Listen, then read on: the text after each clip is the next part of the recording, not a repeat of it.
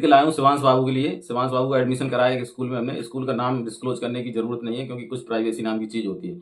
तो बुक्स लेके आया हूँ। बुक्स की ये समझ लो ये स्थिति है कि 4,968 की बुक्स आई हुई हैं। 4,968 की केवल किताबें आई हुई हैं। अभी यूनिफॉर्म लेंगे, फिर यूनिफॉर्म लेने के बाद फिर ये होगा कि सर्दियों वाली यूनिफॉर्म लेनी है। ऐसे करके लगभग 10 से 15 हज़ार रुपए बुक्स और यूनिफॉर्म पे खर्च हो जाएंगे। और मैं जब पढ़ता था, पता है, मैं सरकारी स्कूल जनता इंटर कॉलेज अजीतमल का पढ़ा हुआ हूँ। और जब मैं पढ़ता था तो मेरे टाइम पे स्कूल की फीस 11.5 रुपए लगती थी महीना की। मतलब अगर आप एक, वैसे तो यार हमारे भारतीय संविधान ने, जो भारतीय संविधान ने हमें फंडामेंटल राइट्स दे हैं, मौलिक अधिकार, जिनमें 86वें संविधान संशोधन के तहत 2009 में राइट टू एजुकेशन को ऐड कर दिया गया। राइट टू एजुकेशन के तहत भारतीय संविधान में एक अनुच्छेद 21A जोड़ा गया, जिसके तहत ये किया गया कि मतलब 6 से 14 वर्ष तक के जो बच्चे हैं उनको एजुकेशन का राइट है, मतलब उनको पढ़ाई का अधिकार है। और इसी अधिकार के तहत मतलब लगभग हर गांव में और शहरों में जगह जगह मतलब सरकारी विद्यालय स्थापित किए गए। और उनमें यह किया गया कि बच्चों को 6 से 14 साल के बच्चों को शिक्षा मुफ्त में दी जाएगी।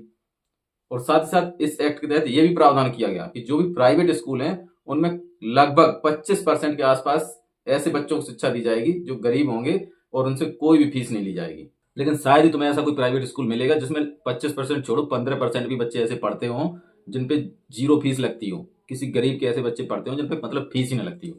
अगर पढ़ते भी होंगे तो वो बच्चे होंगे वहां पे जो वहां पे बस का ड्राइवर है, जो वहां पे साफ सफाई वाला लगा हुआ है। और कहीं ना कहीं अगर तुम गुप्त सूत्रों से पता करोगे ना तो उनसे भी कुछ ना कुछ अमाउंट जरूर वसूला जाता होगा। फ्री में शिक्षा किसी को नहीं मिलेगी, खासकर प्राइवेट स्कूलों में। फ्री में शिक्षा वहीं मिलेगी सरकारी स्कूलों में, और वो शिक्षा मिलेगी जिसकी गुणवत्ता के साथ कंप्रोमाइज किया जाता है। वैसे तो सरकार मतलब केंद्र सरकार हो चाहे राज्य सरकार हो, पढ़ाई को लेकर बहुत ज्यादा रुपया खर्च कर रही है।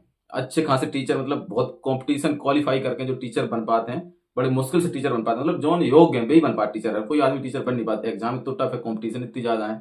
तो इतने कंपटीशन एग्जाम फाइट करने के बाद जो आदमी टीचर बनाता है, जब मतलब जो नहीं है कि वो हल्को पूर्व आदमी है, मतलब हमें कैपेबिलिटी है। और टीचर कौन नहीं बन पाता? जो प्राइमरी स्कूल में पढ़ा रहे हैं वे मतलब योग्य नहीं है। वे ऐसा नहीं है कि उन्होंने ट्राई नहीं करा, उन्होंने ट्राई किया कि वो टीचर बने, लेकिन वो कहीं ना कहीं फेल हो गए।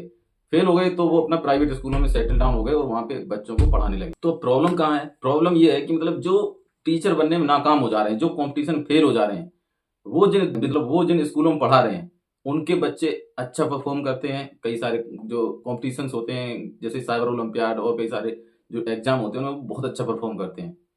और जो सरकारी स्कूलों के शिक्षक हैं जो वेल क्वालिफाइड है, कंपटीशन फाइट करके आए हैं, उनके यहाँ जो बच्चे पढ़ रहे हैं वो बेचारे, उनकी स्थिति से तुम लोग अच्छी तरह से वाकिफ हो। तो दिक्कत ये है यार, देखो एक तो क्या है, कहीं ना कहीं सरकार रुपए तो खर्च करती है लेकिन सही डायरेक्शन में रुपए खर्च नहीं करती है। सरकारी स्कूलों में इंफ्रास्ट्रक्चर की कमी है, स्कूलों की बिल्डिंगें जर्जर हो रखी हैं, वहां पे बैठने के लिए कोई व्यवस्था नहीं है। वहां पे कई सारे ऐसे स्कूल हैं जहाँ पे ऊपर सही से ढंग का पंखा नहीं लगा हुआ है। तो इतनी गर्मी जब होती है, गर्मी के सीजन में, तो वहां बच्चे कैसे पढ़ पाएंगे बताओ? ऐसी सर्दियों के मौसम में पूरा बिल्डिंग खुला हुआ है, जंगला खुला हुआ है, वहाँ हवा आ रही है, ठंड हो रही है, तो वहाँ कैसे बच्चे पढ़ पाएंगे? बरसात के मौसम में भी कई सारे ऐसे सरकारी स्कूल भी हैं जहाँ से पानी टपक रहा है, तो वहाँ कैसे पढ़ेंगे बच्चे? तो इन सब चीजों पे सरकार को ध्यान देने की जरूरत है। दूसरी चीज ये भी है, प्राइवेट स्कूलों के जो टीचर हैं वो कहीं भी किसी जनगणना में या चुनाव में इस तरह की किसी प्रकार की ड्यूटी नहीं करते हैं। उनका सिर्फ कंसंट्रेशन होता है बच्चों की पढ़ाई पे। और सरकारी स्कूलों के जो टीचर हैं उनको आए दिन कहीं जनगणना करने भेज दे रहे हैं, कहीं चुनाव में ड्यूटी लगा दे रहे हैं, कहीं और भी कुछ एडिशनल आता है वहां ड्यूटी लगा दे रहे हैं। तो इससे क्या हो जाता है, पढ़ाने का जो उनका रूटीन बना हुआ है ना, उसमें डिस्टर्बेंस पैदा होते हैं। तो सरकार को इस चीज पे भी सोचने की जरूरत है। और साथ ही साथ प्राइवेट स्कूलों में जो लूट मची हुई है उस पर भी सरकार को ध्यान देने की जरूरत है, क्योंकि प्राइवेट स्कूल भी कहीं विदेश से नहीं आ रहे हैं, वो भी कहीं ना कहीं सरकार के अंडर में ही रहते हैं। तो वो कितना चार्ज कर रहे हैं बच्चों की एजुकेशन पे, कितना कितना फीस ले रहे हैं, कितनी बुक्स पे चार्ज कर रहे हैं, कितना यूनिफॉर्म पे चार्ज कर रहे हैं। और इसका एक सिस्टम बनाना चाहिए फॉर ऑल दी स्कूल्स। जो भी स्कूल्स उस राज्य में ऑपरेट हो रहे हैं, सारे स्कूलों के लिए एक स्पेसिफिक गाइडलाइन होनी चाहिए कि जो बुक्स का अमाउंट है वो इससे ज्यादा नहीं होगा। अगर इससे ज्यादा हुआ और कंप्लेन पाई गई तो आपके खिलाफ सख्त से सख्त कार्रवाई होगी और स्कूल की जो मान्यता है वो रद्द कर दी जाएगी।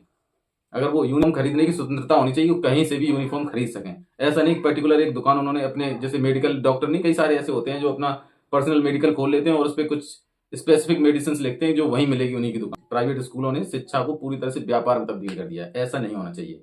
कुछ सरकार का नियंत्रण होना चाहिए इन सब चीजों पे, इनकी मनमानी नहीं चलनी चाहिए। माँ बाप की भी होती है, ऐसा नहीं है कि सिर्फ शिक्षक की गलती है या सरकार की गलती है, गलती माँ बाप की भी होती है। बच्चों को टाइम पे स्कूल भेजेंगे नहीं, अगर कहीं गेहूं की फसल कटनी है तो बच्चों को उसमें इन्वॉल्व कर लेंगे, खेत में पानी लगना है तो बच्चों को घर पे कुछ ना कुछ ऐसा काम बता देंगे कि चलो। तो ऐसे करके कहीं ना कहीं बच्चों को घर के काम में इन्वॉल्व करके रखते हैं।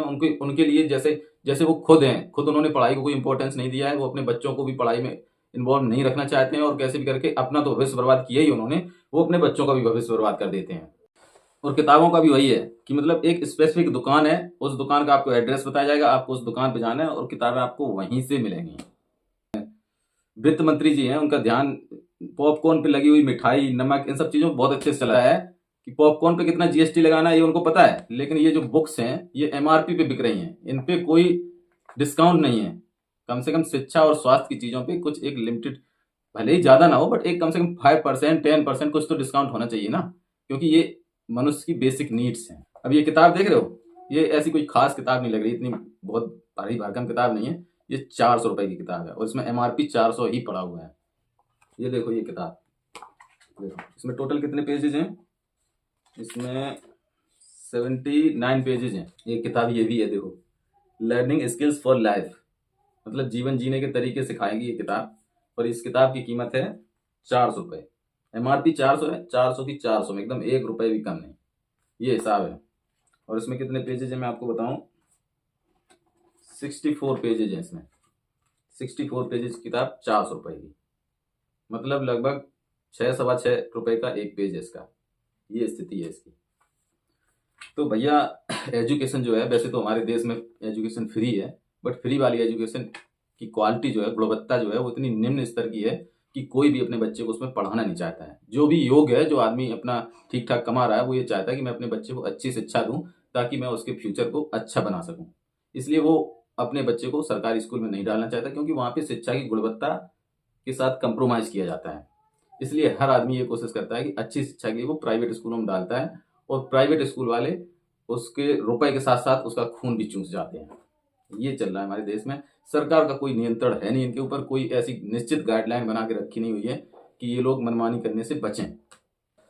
सरकारी स्कूलों की शिक्षा की गुणवत्ता पे सवाल उठना इसलिए भी लाजमी है क्योंकि अगर 50,000 सरकारी शिक्षकों पे सर्वे किया जाए और ये देखा जाए कि कितने सारे ऐसे सरकारी शिक्षक हैं जिनके बच्चे सरकारी स्कूलों में शिक्षा प्राप्त कर रहे हैं, तो 5 शिक्षक निकालना मुश्किल हो जाएगा। तो जो सरकारी शिक्षक हैं उन्हें खुद पता है कि सरकारी स्कूलों की शिक्षा की गुणवत्ता क्या है, इसीलिए वो अपने खुद के बच्चों को भी ऐसे स्कूलों में पढ़ाना उचित नहीं समझते हैं। और फिर वो चाहे पुलिस हो, चाहे वकील हो, चाहे जज हो, चाहे डॉक्टर्स हो, चाहे वो शिक्षक हो, जितने भी सरकारी ऑर्गेनाइजेशंस हैं, हर सरकारी ऑर्गेनाइजेशंस के जो भी एम्प्लॉय हैं, उनकी सबकी जो पेमेंट है वो कहीं ना कहीं जनता के टैक्स से ही बनती है। जनता टैक्स इसलिए भी देती है क्योंकि उनको ये सारी सुविधाएं मिलनी चाहिए बट नहीं मिलती हैं, तो वो कहीं ना कहीं एक कंप्रोमाइज कर लेते हैं। जैसे मान लो हर आदमी चाहता है कि अपने बच्चों को अच्छी शिक्षा दिलाए, और सरकार ये इंश्योर कर रही है कि हम 6 से 14 साल के बच्चों को शिक्षा फ्री में दे रहे हैं, लेकिन फिर भी लोग अपने बच्चों को उन स्कूलों में नहीं पढ़ा रहे हैं, और जो चीज फ्री में है फिर भी नहीं पढ़ा रहे हैं, और फिर मतलब रुपए, अनएक्सपेक्टेड रुपए जो लूट मचा रखी है, उतना रुपया खर्च करने के बावजूद भी वो प्राइवेट स्कूलों को प्रेफर कर रहे हैं। उन्हें इस चीज का कोई टेंशन नहीं कि चलो मेरे पैसे से जो सरकारी टीचरों को पेमेंट मिल रही है, मिलती रहे पेमेंट, कोई बात नहीं, लेकिन हम अपने बच्चे का भविष्य बर्बाद नहीं करेंगे। हम ऐसे स्कूलों में नहीं पढ़ाएंगे जहाँ पे शिक्षा मुफ्त मिल रही है, हम ऐसे स्कूलों में पढ़ाएंगे जहाँ शिक्षा भले ही कितनी भी महंगी हो बट उसकी एक क्वालिटी एजुकेशन हो। फिर भी मैं आप लोगों से एक बात जरूर कहना चाहता हूँ कि यार देखो, अगर आपको एक टाइम का खाना कंप्रोमाइज करना पड़े तो करो, लेकिन अपने बच्चे को क्वालिटी एजुकेशन जरूर दिलाओ ताकि वो अपना फ्यूचर अच्छे से बिल्डअप कर सके।